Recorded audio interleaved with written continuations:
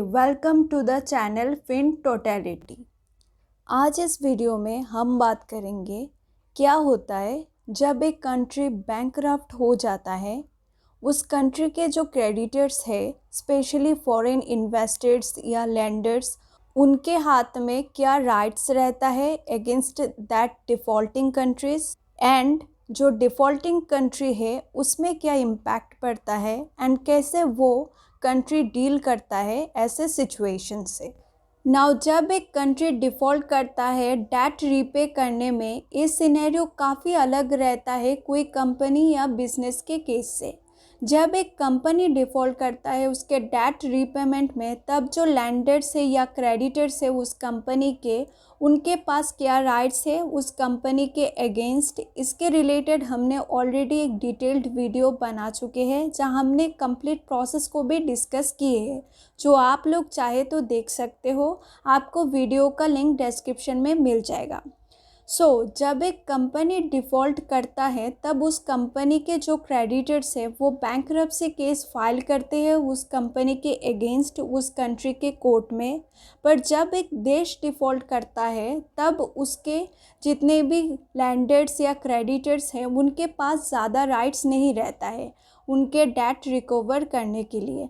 जैसे कि ये ना तो कोई केस फाइल कर सकते हैं एज कोई इंटरनेशनल कोर्ट नहीं रहता, ना उस कंट्री के एसेट्स फोर्सफुली टेक ओवर कर सकते हैं। बस उनके जो ट्रेड है या इन्वेस्टमेंट है उस कंट्री के साथ वो विथहोल्ड कर देते हैं एंड सिंपली उस कंट्री से एग्जिट कर लेते हैं।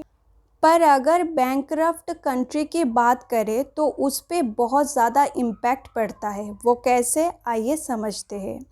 कोई भी कंट्री के लिए उसका जो रेपुटेशन है, उसके डीलिंग्स को लेकर कोई फॉरेन लैंडर्स या इन्वेस्टर्स के साथ relating to paying back their money, वो बहुत इम्पॉर्टेंट होता है क्योंकि कंपनी के जैसा ही कंट्री को भी क्रेडिट रेटिंग्स मिलता है उनके रेपुटेशन एंड फिनेंशियल पोजीशन के बेस पर।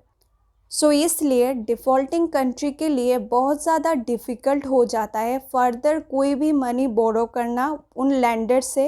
एंड बेसिकली जो लैंडर्स है वो बहुत ज़्यादा इंटरेस्ट चार्ज करने लगते हैं फर्दर कोई भी डेट के ऊपर। फिर ये पॉसिबल भी नहीं रहता है डिफ़ॉल्टिंग कंट्री के लिए वो डेट ले पाए, क्योंकि वो कंट्री जो बैंकरप्ट है वो ऑलरेडी फिनेंशियली बुरी हालात से चल रहा होता है। एंड कुछ ऐसा ही सीन हमें रिसेंटली श्रीलंका में देखने को मिला था, जहां फ्यूल एंड और भी बाकी इम्पॉर्टेंट एसेंशियल चीज़ों के भी बहुत स्केर्सिटी हो गया था। लोग फ्यूल के लिए 7-8 दिन तक लाइन पे रुके रहते थे।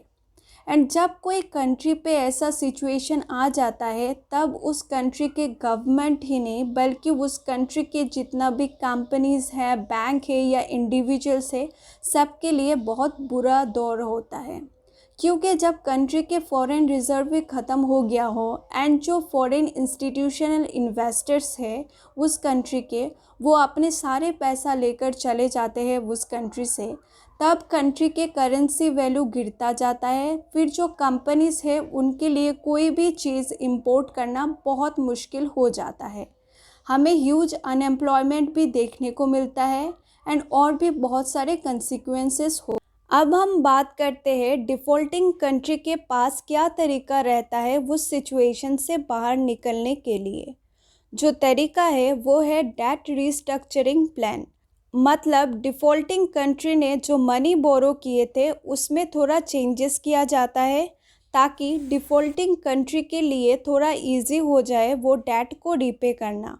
वो चेंजेस कुछ इस तरह का होता है, जो लैंडर्स है वो इंटरेस्ट रेट थोड़ा कम कर देते हैं या फिर कभी कभी इंटरेस्ट भी माफ़ कर देते हैं। एंड डिफ़ॉल्टिंग कंट्री को बस प्रिंसिपल अमाउंट पे करना होता है जिसे बोला जाता है हेयर कट। मतलब डिफ़ॉल्टिंग कंट्री है वो एक्चुअल डेट अमाउंट से कम अमाउंट पे कर रहा होता है उसके लैंडर्स को। एंड कभी कभी ऐसे भी होता है जहाँ जो फॉरेन लैंडर्स है डिफ़ॉल्टिंग कंट्री के, वो क्या करते हैं, दोबारा न्यू लोन देने के लिए राज़ी हो जाते हैं बैंकरप्ट कंट्री को इस आशा से कि वो कंट्री उस पैसे को रीइन्वेस्ट करके अपने इकोनॉमिक क्राइसिस को ठीक कर पाए, फिर वो लोन अमाउंट वापस कर दे उन्हें, एंड जो पहले डेट लिए थे वो भी। इन सब के अलावा भी डिफ़ॉल्टिंग कंट्री को हेल्प करने के लिए बहुत सारे इंस्टीट्यूशनल बॉडीज़ भी होते हैं, जैसे कि IMF, इंटरनेशनल मॉनेटरी फंड। ये एक मेंबर बेस्ड ऑर्गेनाइजेशन है। सो जो डिफ़ॉल्टिंग कंट्री है वो अप्रोच करता है लोन या रिकवरी पैकेज के लिए IMF को। फॉर एग्ज़ाम्पल, श्रीलंका ने भी IMF को अप्रोच किए थे $4 बिलियन बेल आउट पैकेज के लिए अप्रैल 2022 में, and that was for the 17th time. And फिर और भी बहुत सारे यूनिलेटरल एंड बायलेटरल अलायंस होते हैं जहाँ से डिफ़ॉल्टिंग कंट्री को हेल्प मिल जाता है इकोनॉमिक क्राइसिस को डील करने के लिए। सो होपफुली मैं आपको थोड़ा बहुत समझा पाई इस सिनेरियो को। सो अगर आज का ये वीडियो आपको इन्फॉर्मेटिव लगा है तो आप इस वीडियो को लाइक कर सकते हैं, शेयर कर सकते हैं, and of course subscribe to our channel.